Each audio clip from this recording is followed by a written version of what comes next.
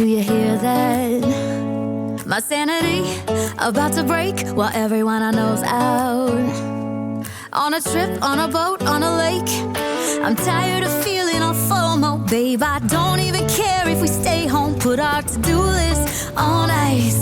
Crank the AC to 79 and make a little island right here. And there ain't a palm tree in sight, but there's not.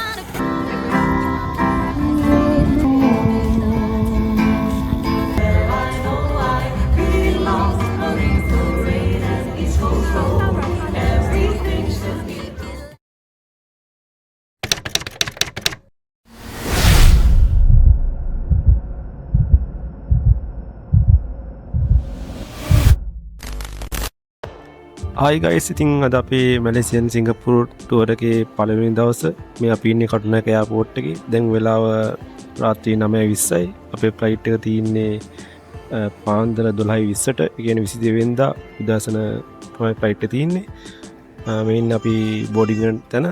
අර පේන තියෙන අපේ flight එක. දැන් අපි ඉන්නේ මැලේසියන් එයාලයින් එකේ ෆ්ලයිට් එක. දැන් සේෆ්ටි බ්‍රීෆින් එකක් යනවා මේ වෙලාවේ. ෆ්ලයිට් එක ඔන් ටයිම් ටේක් ඔෆ් කරා පිහිටපු විදිහටම. මේක පැය 3යි විනාඩි 50ක ගමනක් මැලේසියාවල කුවාලාලම්පූර් වලට. උදේ 6:40ට තමයි අපිට ලෑන්ඩ් කරන්න තියෙන්නේ. මේ අපිට හම්බ වෙච්ච මීල් එක. මේක ටිකට් පැකේජ් එකේ ඉන්ක්ලූඩ් වෙලා තිබ්බා. බෑගේජ් උත් එක්කම අපිට ලංකාවේ රුපියල් වලින් රුපියල් 55000ක් වගේ තමයි උනේ. මේ තියෙන විදිහට අපි සුමාත්‍රා වලට උඩින් ෆ්ලයි කරන ගමන් තමයි ඉන්නේ. දැන් අපි මැලේසියා වලට ලෑන්ඩ් කරන්න ගොඩක් ළඟයි. අර පල්ලෙහාන් පේන්නේ කුවාලාලම්පූර් සිටි එක. ඉතින් දැන් වෙලාව පාන්දර 6:40යි. දැන් අපි ඉන්නේ ටර්මිනල් 1 එකේ කුවාලාලම්පූර් එයාපෝට් එකේ. අපි තියෙනවා ටර්මිනල් 2 එකට මාරු වෙන්න. මොකද අපේ නෙක්ස්ට් ෆ්ලයිට් එක තියෙන්නේ ටර්මිනල් 2 එකේ. අපේ නෙක්ස්ට් ෆ්ලයිට් එක තියෙන්නේ උදේ 9:05ට. අපිට පැය 2 විනාඩි 40ක ට්‍රාන්සිට් එකක් වෙන සෙට් වෙනවා. අපිට ටර්මිනල් 2 යන්න තියෙන්නේ මෙට්‍රෝ එක. මේ කටුන එකත් එක්ක බලද්දී විශාල එයාපෝට් එකක්.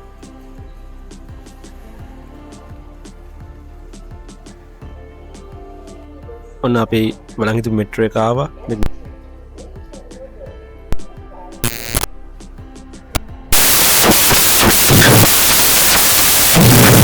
අපි දැන් ඉන්නේ ටර්මිනල් 2 එකේ. මම මෙට්‍රෝ එකේ එනවා වීඩියෝ කරේ නෑ. මොකද ක්‍රවුඩ් එක පොඩ්ඩක් වැඩි.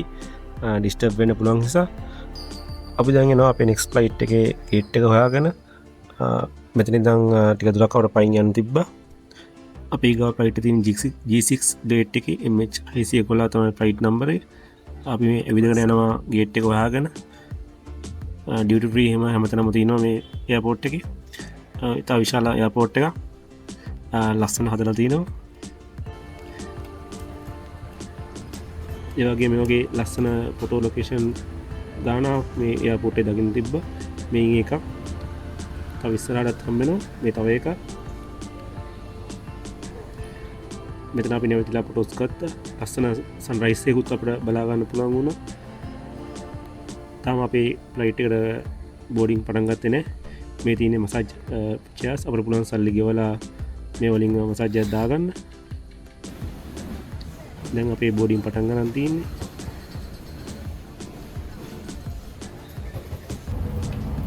ඊට පස්සේ අපි බ්‍රිජ් එකෙන් ෆ්ලයිට් එකට බෝඩ් වෙනවා.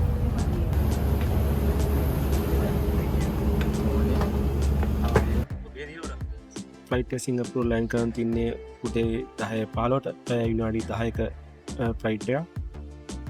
ඉතින් අපිට පොඩි සිල්සයක් හම්බුණා ෆ්ලයිට් එකේ මීල් එක විදියට. මොකද ඩියුරේෂන් එක අඩුයි ෆ්ලයිට් එක.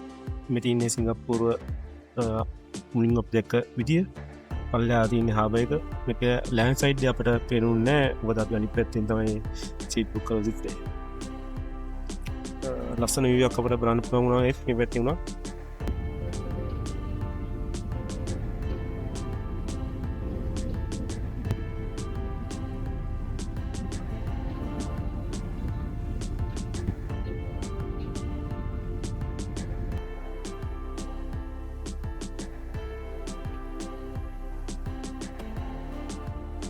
අපි දැන් ඉන්නේ සිංගප්පූර් වල චැන්ගි එයාපෝට් එකට ලෑන්ඩ් කරලා. ශ්‍රී ලංකන් පාස්පෝර්ට් එකට සිංගප්පූර් කියන්නේ වීසා ෆ්‍රී කන්ට්‍රි එකක්. ඒ හින්දා අපිට වීසා ගන්න ඕනේ උනේ නැහැ. අපි ටර්මිනල් 3 එකේ තමයි දැන් ඉන්නේ. අපි යනවා දැන් ඉමිග්‍රේෂන් එක හොයාගෙන. මොකද අපිට සීල් එකක් වදින්න පාස්පෝර්ට් එකේ එහෙම ප්‍රොසෙස් එකක් නැති නිසා මොකද්ද අපිට එළියට යන්න තියෙන ප්‍රොසෙස් එක කියලා බලන්න. චැන්ගි එයාපෝට් එක කියන්නේ ලෝකේ තියෙන ලස්සනම එයාපෝට් එක. ඉතින් අපි මේ වටේ තියෙන shops එතකොට මේකේ තියෙන ආකිටෙක්චර් එක කොහොමද? එයාලා කොහොමද නේචර් කින් කෝපරේට් කරලා එක එක ඩෙකරේෂන්ස් කරලා තිබුණේ මේ ඔක්කොම බලාගෙන ඉස්සරහට යනවා. මේ සීලින් එකේ තිබ්බ ඩිසයින් එක මාරම ලස්සනයි. ඔයාලට පේනවා ඇති ඒව කොච්චර ලස්සනට යාලා ක්‍රියේට් කරලා තියෙනවද කියලා ඇට්‍රැක්ෂන් එක ගන්න මේ එයාපෝට් එකට.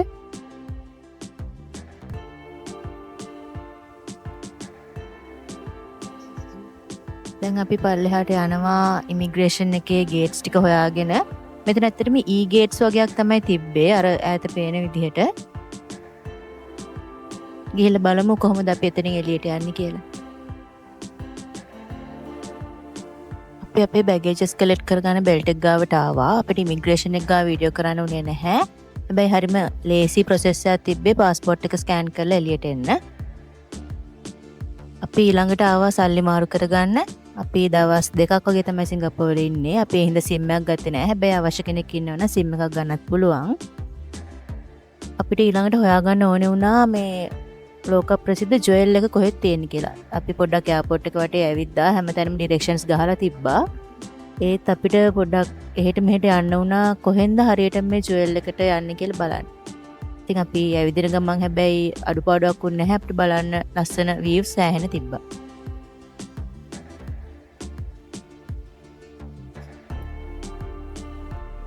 අපි දැන් මේ ජුවෙල් එක හොයාගෙන යන ගමන් ජුවෙල් එක තට්ටු කීපයක්ම කවර් වෙන්න තියෙනවා. මම හිතන්නේ අපිට ඒකින තමයි මේක පොඩ්ඩක් හොයාගන්න අමාරුනේ. ඔන්න අපි අන්තිමේ ජුවෙල් එක ගාවට ආවා. මේක ඇත්තටම ලොකු සර්ප්‍රයිස් එකක්. අර එහෙට මෙහෙට ඇවිදපු මහන්සිය, අපි දවස් දෙකක් හිටපු මහන්සිය ඔක්කොම මෙතනට ආවට පස්සේ නැති වුණා. අපි බලමු දැන් කොහොමද ජුවෙල් එක තිබ්බේ කියලා.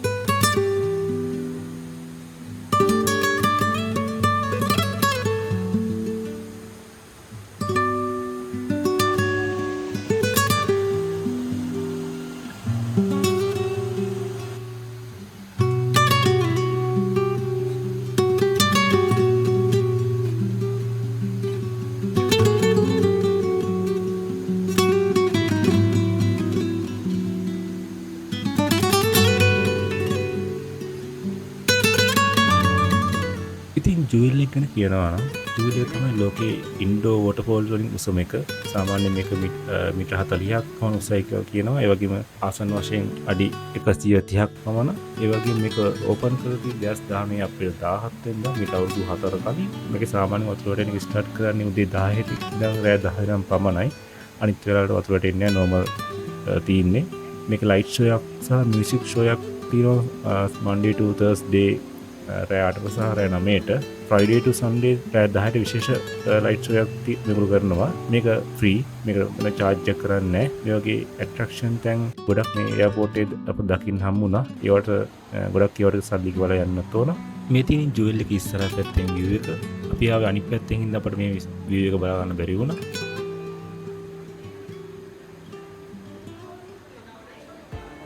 එහෙනම් අපි ජුවෙල් වලට සමුදීලා අපි දැන් යනවා අපේ මෙට්‍රෝ එක ගන්න. අපි දැන් ඉන්නේ ස්ටේෂන් එකේ. වෙනම ට්‍රැවල් කාඩ් එකක් ගත්තේ නැහැ. අපි අපේ ATM කාඩ් එකම තමයි යූස් කරන්නේ.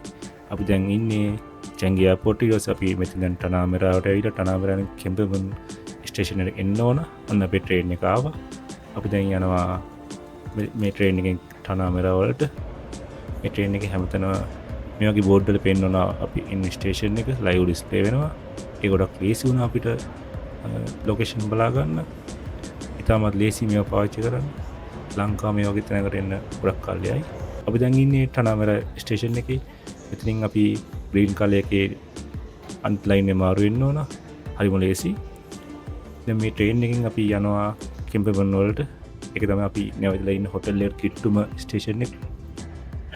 අපි දැන් බැහැලා පයින් යනවා අපේ හොටෙල් එක හොයාගෙන මේන් රෝඩ් එක ක්‍රොස් කරලා තමයි යන්න තියෙන්නේ. ඉතින් අපිට ස්ටේෂන් එකේදී පැටු සිකියුරිටි අංකල් කෙනෙක් හෙල්ප් කරා ලොකේෂන් එක හොයාගන්න.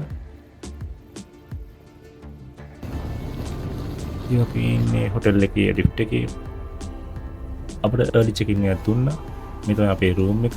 අපි තෝරගත්ත හොටෙල් එක මට කියන්න අවුතුන හොටෙල් 81 චැංගි. මේක තමයි මට ළඟම හිකට හම්බුනේ ස්ටේෂන් ඉඳන් සහ පහසු පබ්ලික් ට්‍රාන්ස්පෝර්ට් වලට සහ ගානත් ෂේප් 2 night වලටම පුනේ ලංකාව සලෙන් රුපියල් 52000ක් වගේ.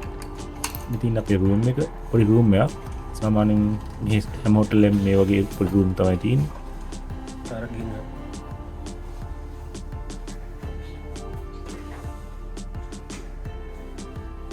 මෙන්න මේ view එක තියෙනවා window එකේ. සමහර hotel වල windows නැහැ. windows තියෙනවා ලොකු ගණන් තියෙනවා. ඒකත් එක්ක බලද්දි මේ room එක මිගාන්ට පාඩු නැහැ.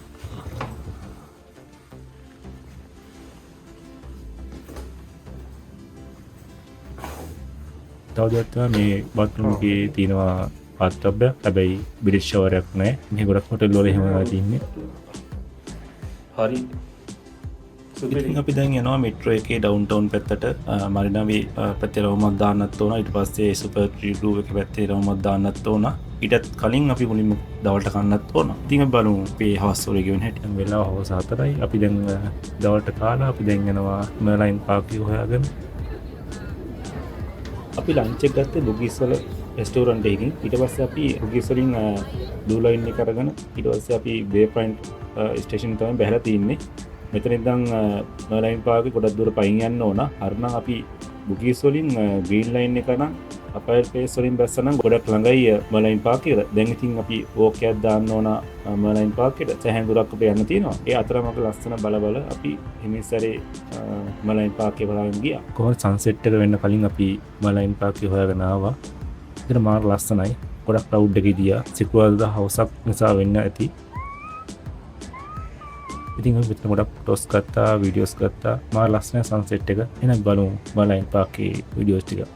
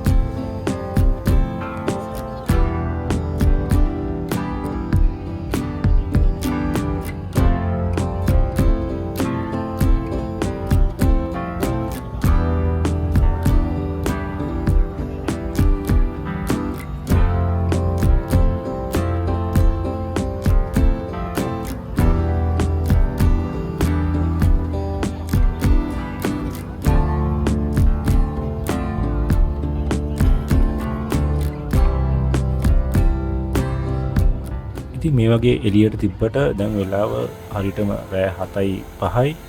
අපි දැන් සුපර් ට්‍රී ගෲව් එක බලන්න යන්නත් ඕන. මොකද 7:45 එක ෂෝ එකක් තියෙනවා.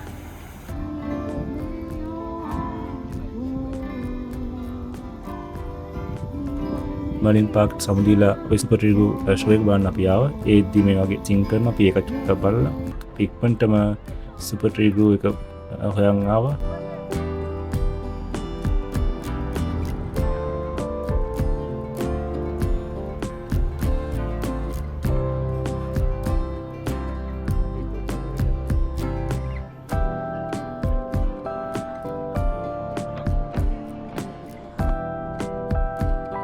අපි එද්දි ෂෝ එක පටන් අරගෙන දැන් වෙලාව 7:50යි. තව විනාඩි 10ක් වගේ තමයි ෂෝ එක තියෙන්නේ. අපි එනම් බලමු ෂෝ එක. ඉතින් සුපර් ට්‍රී ගැන කියනවා නම් මේකේ සුපර් ට්‍රීස් 18ක් තියෙනවා. සාමාන්‍ය මීටර 50ක් විතර උස ට්‍රීස් පවා මේකේ තියෙනවා. මේක ස්ටාර්ට් කරන 2019 දෙසැම්බර් 27 වෙනිදා. මේක සාමාන්‍යයෙන් උදේ 5 ඉඳන් පවුද බාන 2 වෙනකම් ඕපන් කරලා තියෙනවා. හැබැයි හැම දවසම රාත්‍රී 11 විතර වෙද්දී 11:30 විතර වෙද්දී මේක ඔෆ් කරනවා. ස්පෙෂල් ලයිට් ඇන්ඩ් මියුසික් එකක් තියෙනවා. හැමදාම 7:45 සහ 8:45. අපි ආවේ 7:45 එකට. අන්තිම විනාඩි 7 තමයි අපිට බලන්න පුළුවන් වුණේ. සාමාන්‍ය විනාඩි 15ක ලයිට් ෂෝ එකක් තමයි තියෙන්නේ. ඒක මාර ලස්සනයි.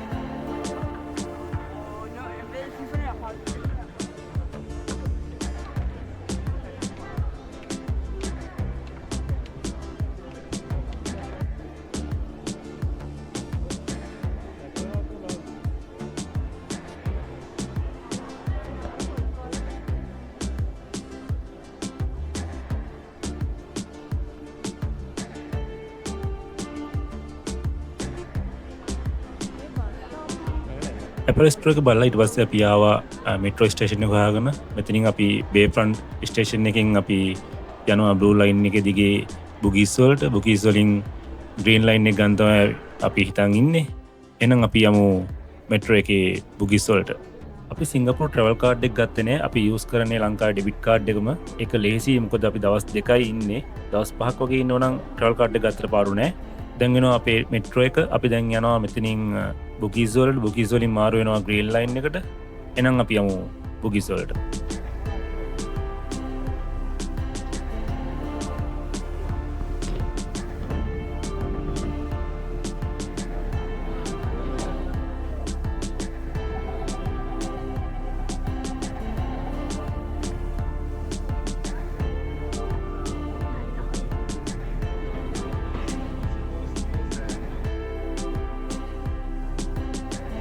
අපි දැන් බුගීස් වලින් බැහැලා ග්‍රීන් ලයින් එක ගන්න මේ සබ්වේ එක හරහා යනවා. හැමතැනම සයින් බෝඩ් ගහලා තියෙන හින්දා හොයාගන්න ලේසි.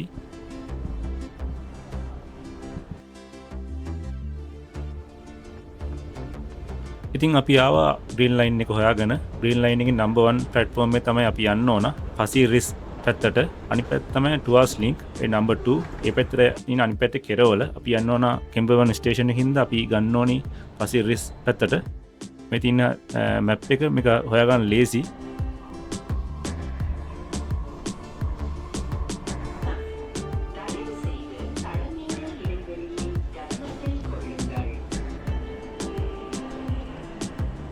අපි කෙම්බර්වන් ස්ටේෂන් එකෙන් බැහැලා දැන් අපි යනවා අපේ හොටල් එකට.